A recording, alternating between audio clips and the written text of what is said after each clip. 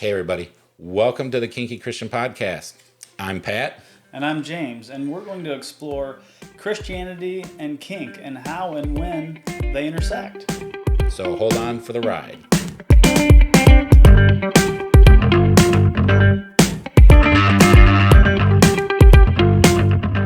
Welcome back to the Kinky Christian Podcast. I'm James, and I'm Pat. You can tell them who I am. and this is Pat.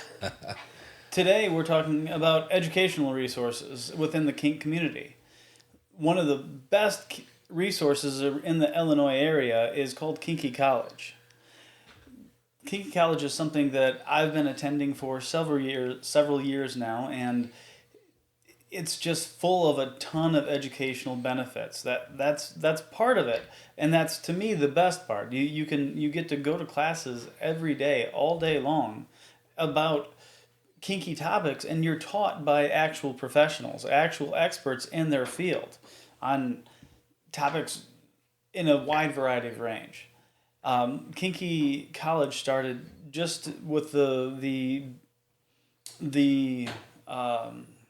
goal of educating the public, of giving them a safe place to where they can learn about kinky topics, and a place also to play at the end of it.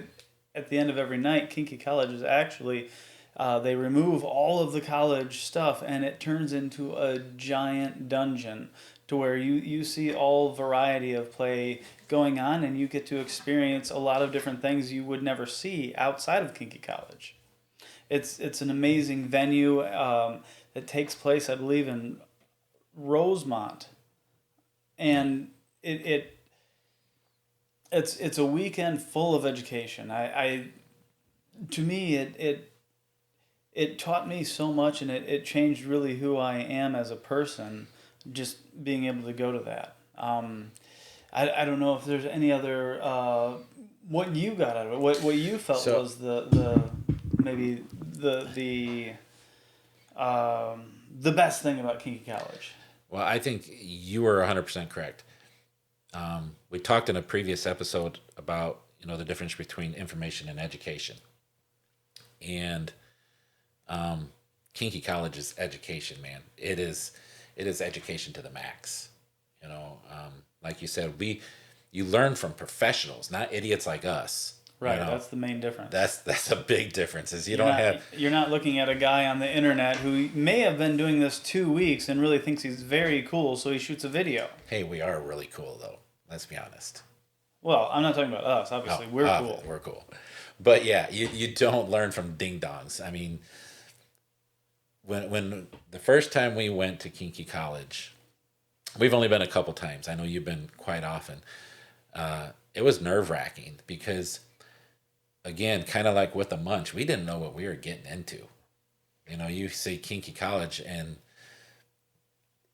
man, I don't know, my anxiety level skyrocketed. However, you get there, the people are warm and welcoming.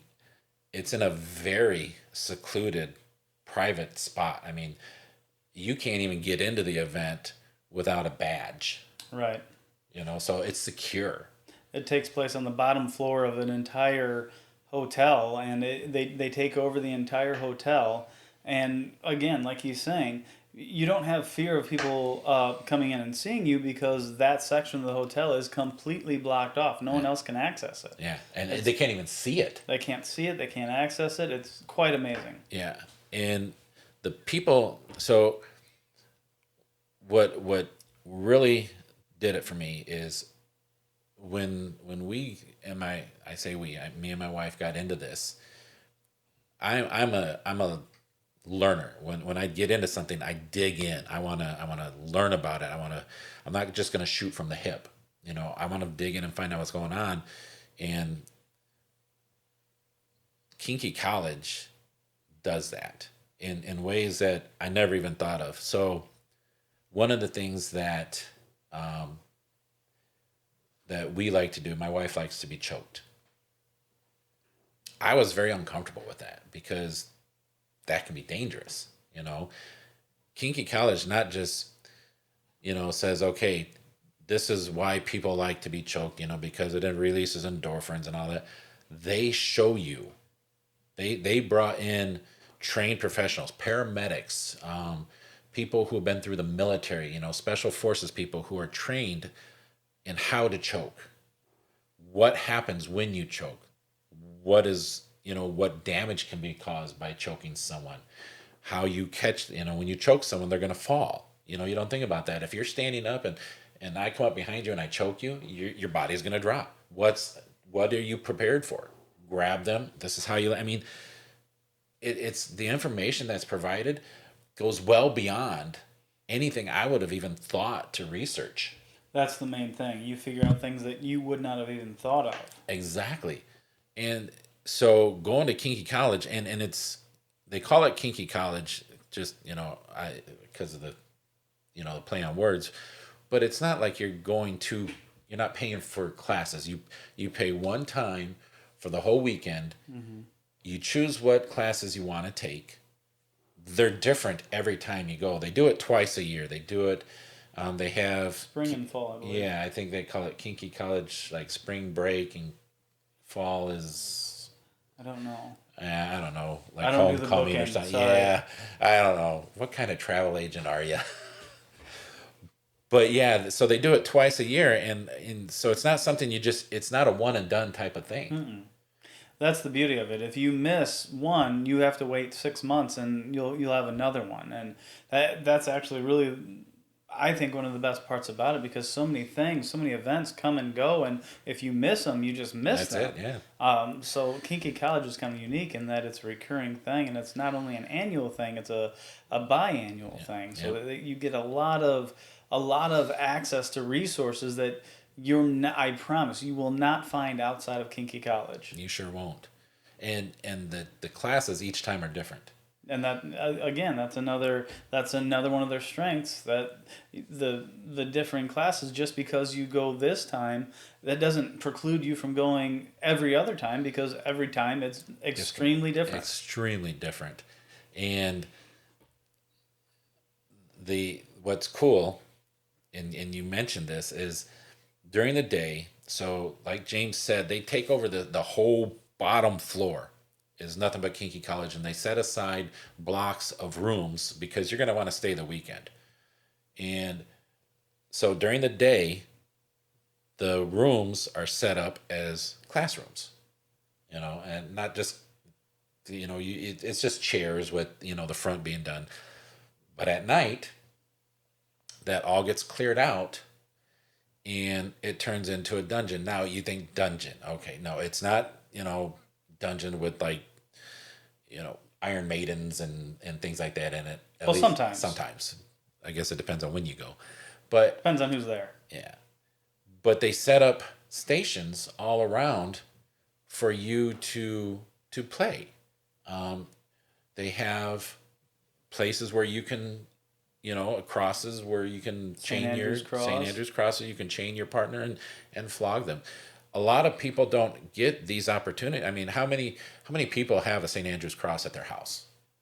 Well, or even how many people have seen someone flogged and understand that flogging is not a punishment. It's right. It's actually a much lighter sensation than people assume it is. Right. So you get to experience people doing this and see it. So not only do you, and this kind of relates to the classes too, because the classes, it's not like some professor sitting up there with a chalkboard and a stick pointing to, this is where you hit when you flog, and this is how hard you do. No, they will have someone up in the front of the room demonstrating. So like we went to a class on e-stimulation, and been to a couple actually, and again, very fun. Very fun. Oh yeah, very fun. We learned not just, this is how you do it, these are the utensils you use. We learned about, the guy was so smart. We learned about electricity. What does electricity do to your body? When you, touch someone here or they got a pacemaker. I mean, we learned, you learn everything. It's not just, zap them here and it feels good. It is, you learn everything about it.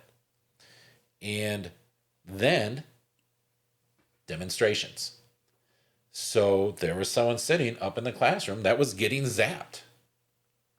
So you learn, and you learn, on your eSTEM toys, if you turn it up here and you put this there and you touch that. I mean, it's demonstrations. And that's something that the teachers a lot of times will end up going to the dungeon at night, and you'll be able to see them in their actual element, in their like how they would be doing it in real life, not in the classroom setting, and that's also extremely beneficial. And I have learned this, you can also go to them teachers and say, hey, look, if you got time, would you be willing tonight at the dungeon? Would you be willing to do that to me? And you can schedule time with these professionals Absolutely. where they can actually, if you want to be, zapped by someone other than your husband who just, takes a cattle prod to you, you can sit with this professional and they will zap you and zap you correctly. And it won't be like James said, it's not in the classroom where he's like, okay, now I'm going to touch you here and this is what. No, you do your consent ahead of time. We've talked about consent in the past. You will consent. He will go through, they usually have a list of questions they'll ask you. Is it okay if I touch you here? Is it okay if I do that? What are your limits? What is your safe word? And it's all set up. And then you go through the scene with him. He's not teaching you now. He's doing. So, and I think that is such a great thing to have that opportunity in the evening. And they also, if I remember right, they also have a thing called tapas, where during the day you can go and just experience a lot of them for a short period of time. Yeah, it's not a full scene, but they will, if you just want to say, I want to see what it feels like. Like, say, for example, you want to feel what a flogger feels like. They'll flog you 4 or 5 times, and that'll be it. Right. And so you'll feel what a flogger feels like, but you will not have... You won't get a full scene. You won't have had a flogging scene. Yeah. But you can try out, if you've been curious about fire play, but you've been too afraid to, do it. They'll show you just quickly, okay, this is the sensation, this is what it feels like, this will give you an idea of what you're looking into. So, Kinky Kollege, and to top it all off, the frosting on the cake, they have vendors. When you go to Kinky Kollege, take money. So people that know me know that one of my favorite things is the vendors at Kinky Kollege. I have been known to spend a lot of money.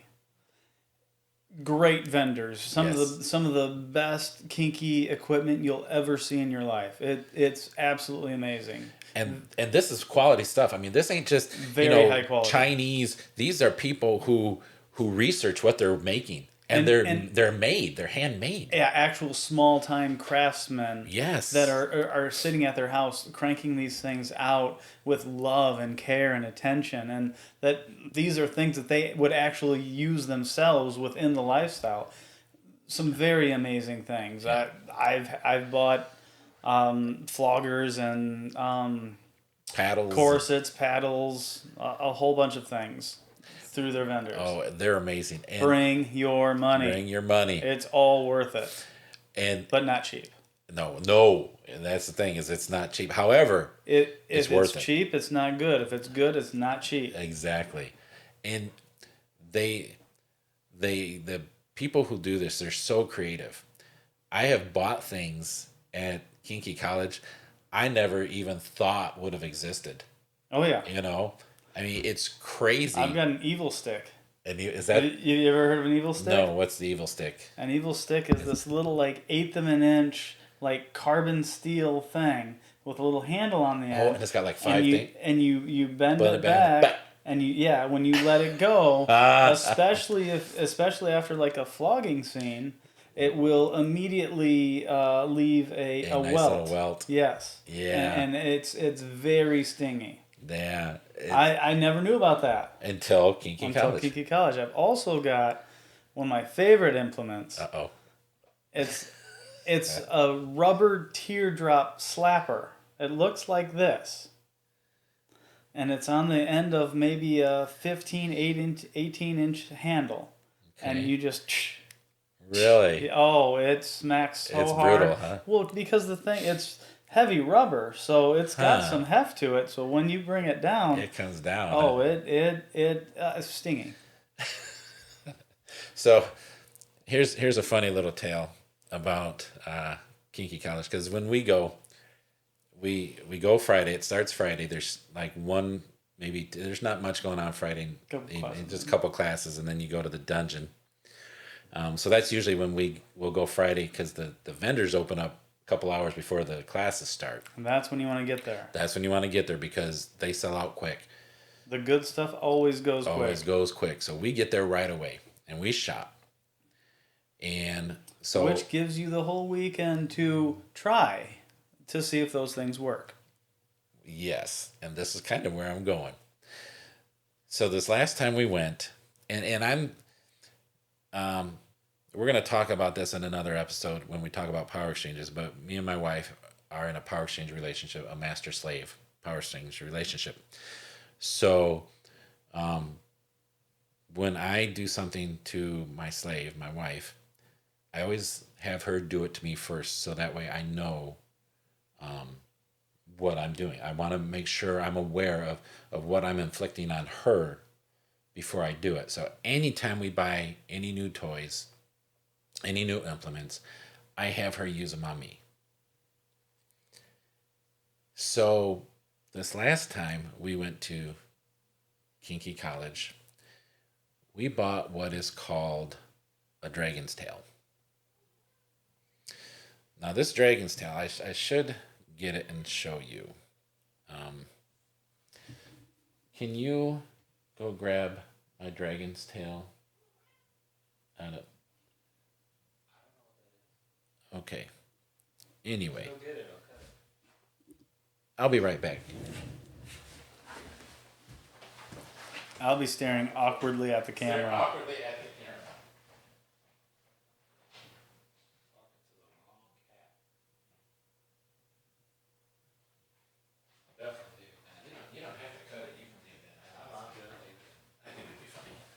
All right, so now that I'm back, sorry about that.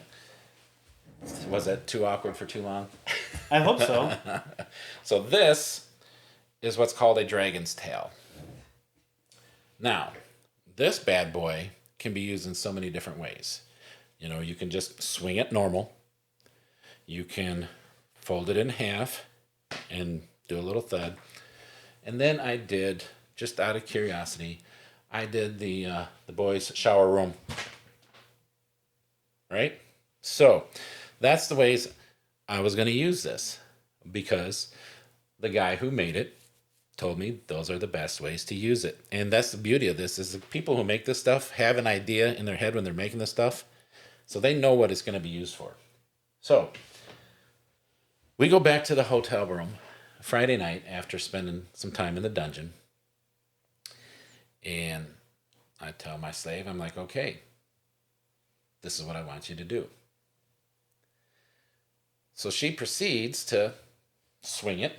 I'm like, okay, swing it, got a nice little whip to it, I'm like, okay, fold it over.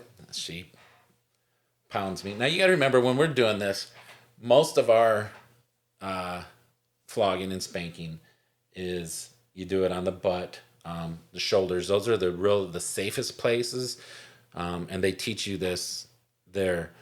Those are the best places. If you're going to flog someone, the butt and the shoulders are by far the safest. That's not, you can hit wherever you want.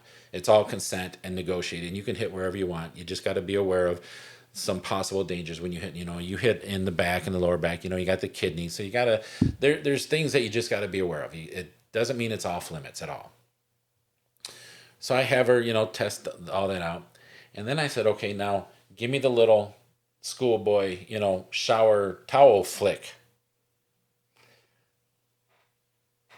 My wife doesn't aim well, so she backs up. I'm bent over, and next thing you know, I feel this immense stinging and burning sensation right in the middle of my back. Right on the spine, huh? Right on the spine. She missed my butt by 1.5 miles and come whap! I was down on the floor, rolling in pain. I had this welt about this long on my back for about a week and a half.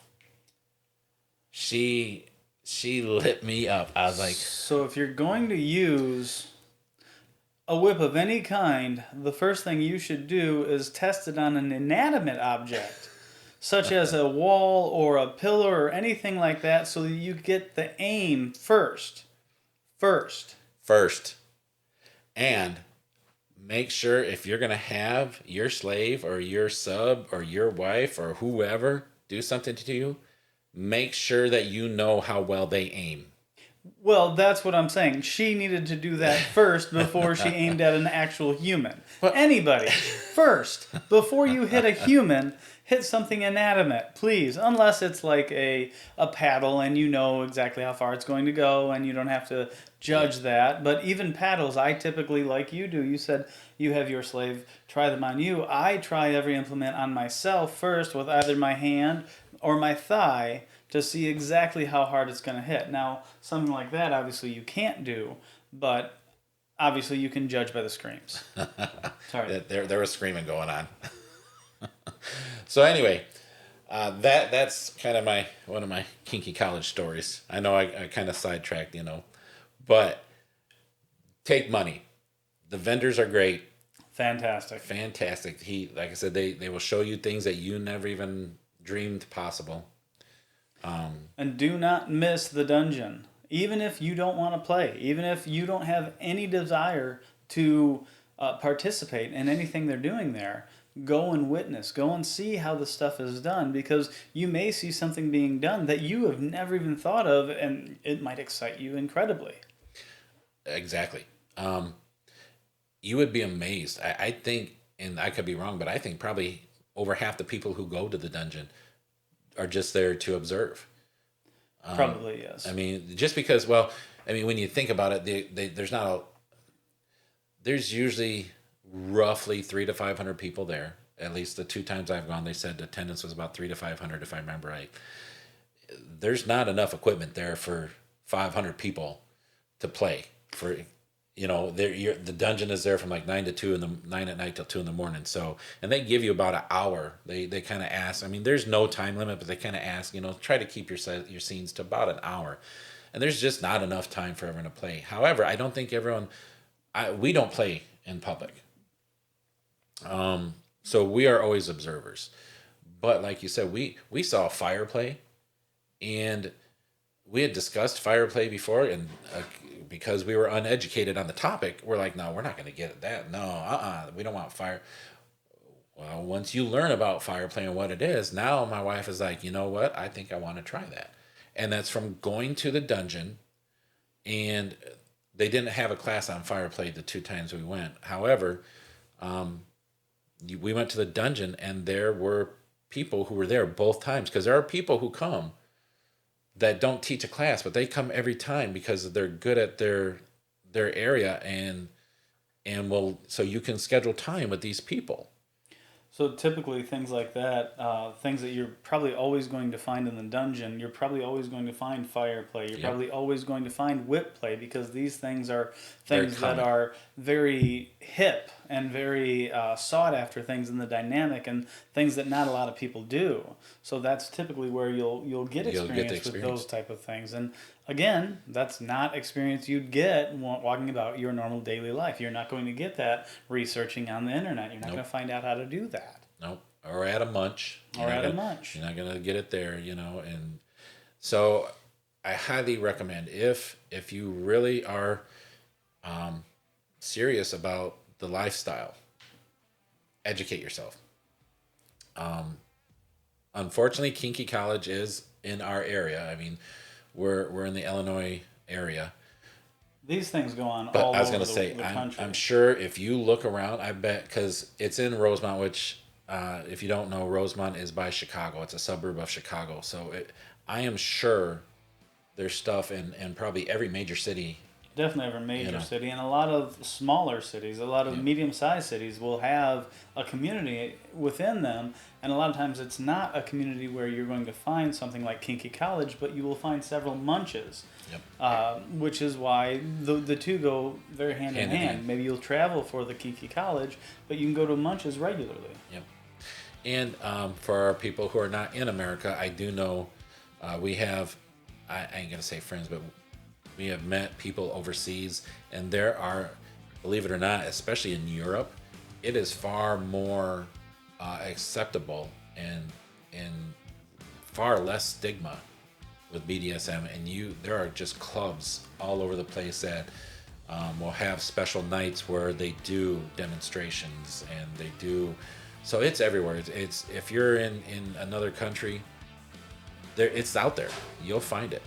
So look for it and educate yourself. That's the best thing you can do. Always. So, well, I think that's it for Kinky College. So until next time, guys, thanks for checking us out. Stay safe, take care of each other, and God bless.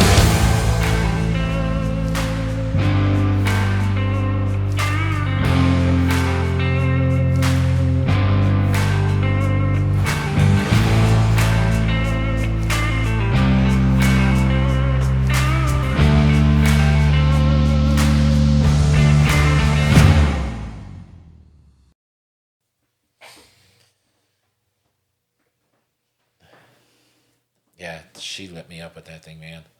Oh,